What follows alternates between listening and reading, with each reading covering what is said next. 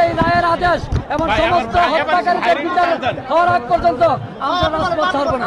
যারা কিনা এই খুন, যারা সাধারণ মানুষকে নিষ্পেষিত করেছে, নির্বিচারে গণহত্যা চালিয়েছে, তাদেরই প্রেতাত্মা সেই আইনমন্ত্রী কালা কানুন করে যাদের গলা টিপে ধরেছে, সেই আনিসুল হককে বাংলাদেশ প্রশাসন ধরে ফেলছে।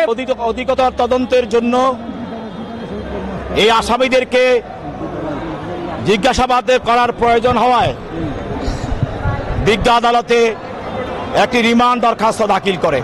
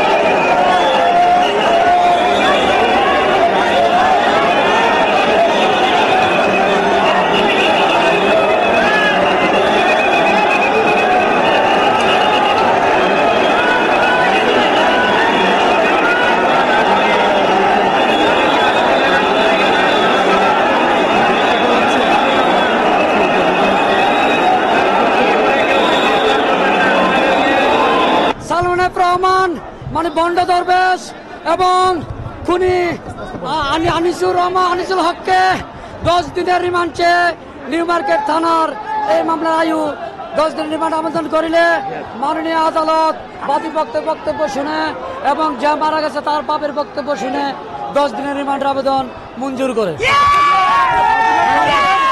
আপাতত সন্তুষ্ট এই রায়ের আদেশ এবং সমস্ত হত্যাকারীদের বিচার হওয়ার আগ পর্যন্ত আমরা রাজপথ ছাড়ব না।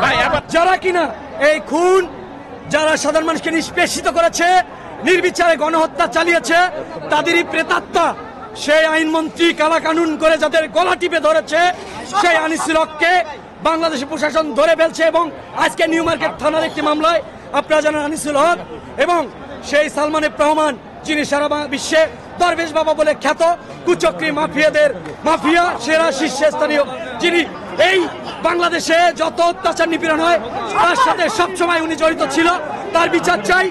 আজ শেখ হাসিনার উপদেষ্টা, বাণিজ্য উপদেষ্টা সালমান এফ রহমান এবং সাবেক আইনমন্ত্রী আনিসুল হককে কলাবাগান থানা একটি মামলায় নিউ মার্কেট থানার একটি হত্যা মামলায় গ্রেপ্তার করে বিজ্ঞ আদালতে হাজির করা হয়। বিজ্ঞ এই মামলার তদন্তকারী কর্মকর্তা এই হত্যা মামলার এই আসামিদের জড়িত থাকার পর্যাপ্ত তথ্য প্রমাণ থাকার কারণে অধিকতর তদন্তের জন্য এই আসামিদেরকে জিজ্ঞাসাবাদ করার প্রয়োজন হওয়ায় বিজ্ঞ আদালতে একটি রিমান্ড দরখাস্ত দাখিল করে।